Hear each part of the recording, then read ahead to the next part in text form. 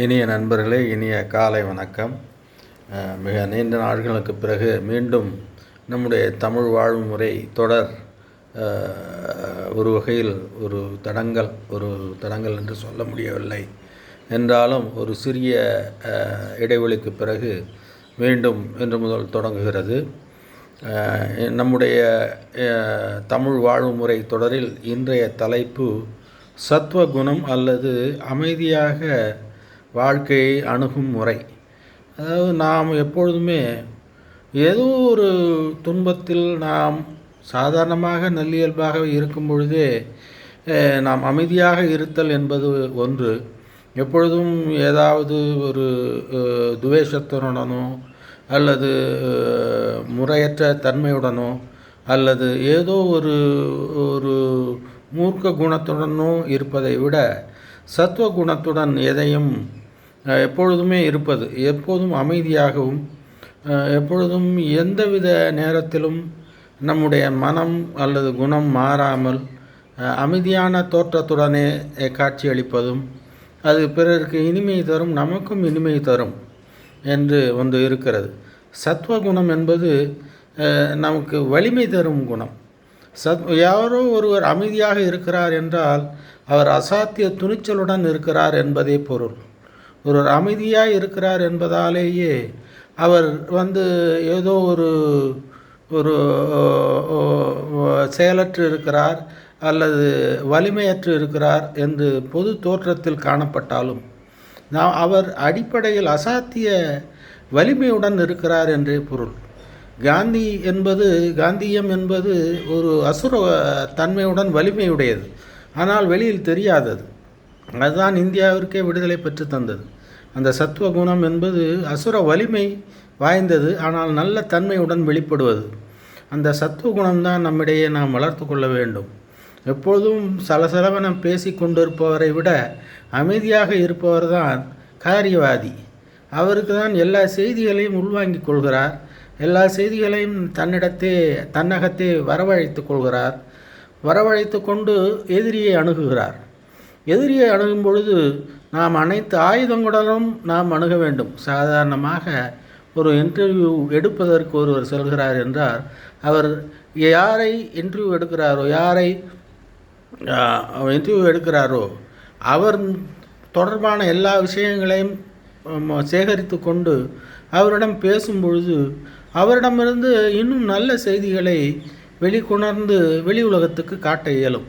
இதுதான் அந்த ஃபார்முலா. அதை போலவே உலகத்தை நாம் எதிர்நோக்கும் பொழுது உலகத்துக்கு என்னென்ன வலிமை இருக்கிறது என்பதை நாம் உள்வாங்கி கொண்டு நாம் இந்த உலகத்தை சந்தித்தோம் என்றால் நாம் மிகையாக மேலும் நல்ல விஷயங்களை வரவழைத்து கொள்ள இயலும். நல்ல விதமாக நம்முடைய வாழ்க்கையை எதிர்கொள்ள இயலும். நம்முடைய நாளும் சிறந்த நாளாக, நன்மையான நாளாக ஒவ்வொரு நாளும் அமையும். அந்த சத்துவகுணத்தினுடைய வீரியம் இது. இப்பொழுது நான் சொன்னது சத்துவகுணத்தினுடைய வீரியம். நாம் அமைதியாக இருக்கும் பொழுது நாம் உள்வாங்கிக் கொள்கிறோம். யார் இன்னார், இவர் இப்படியானவர், அன்னார் அவர் அப்படியானவர், இப்படியான ஒரு உள்வாங்குதல். நாம் அவர்களை அணுகும் பொழுது உன்னை தெரியும் போ என்றோ அல்லது உனக்கு இப்படியான பதில்தான் சரி என்றோ நம்மால் நிர்ணயம் பண்ண முடியும். எனவே நாம் அந்த சத்துவகுணத்தை வளர்த்து கொண்டால் நாம் தான் உண்மையான வலிமையானவர்கள். இது மட்டுமல்லாமல் நாம் அமைதியாகவே இருக்கும் பொழுது நம் மனம் ஓர் உன்னத நிலையாகவே நிலைத்து இருக்கிறது. ஒரு தியானம் பண்ணும் தியான குருவை சந்தித்து நாம் கேட்டோமானால் அவரை விட அசாத்திய வன்மையாளர் யாரும் கிடையாது என்பது நமக்கு புரியும். எப்பேற்பட்ட முனிவர்களுக்கும் அவர்களுடைய சத்துவகுணம் அவர்களுக்கு வலிமையை தந்திருக்கிறது என்பதாலேயே நம் மன்னர்கள் அவர்களுக்கு பயப்பட்டார்கள், அவர்களுக்கு அடிபணிந்தார்கள். எனவே சத்துவகுணத்தின் தன்மைகளை இப்படியாக நாம் தெளிவாக தெரிந்து கொள்ள இயலும்.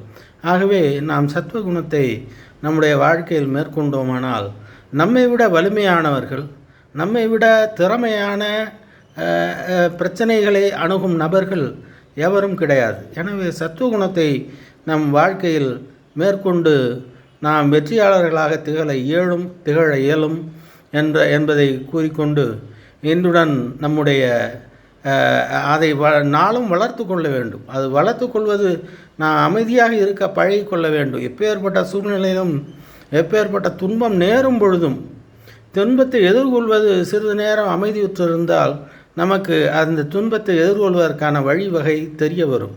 சாதாரணமாகவே யாராவது கோபப்பட்டால் நம் மீது ஏதோ ஒரு துன்பத்திற்கு ஆட்படுத்தினால் அந்த நேரத்தில் நம் முன்னோர்கள் நம்முடைய வீட்டில் உள்ள வயதானவர்கள் சிறிது நேரம் தண்ணீர் குடித்துவிட்டு அமர்ந்திரு என்று சொல்வார்கள்.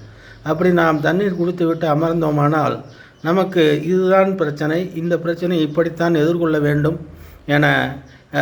என்ற தன்மை வரவழைத்து கொள்ள முடியும். என்ற தன்மை பெற்றுக்கொள்ள அந்த சிறிது நேர அமைதி நமக்கு அந்த வலிமையை தரும். எனவே அமைதிதான் வலிமை. அமைதியை விட ஒரு புயல் எதுவும் கிடையாது என்பதை நாம் ஓரளவுக்கு நான் இப்பொழுது சொன்னதை உற்று நோக்கினால் புரிய வரும்.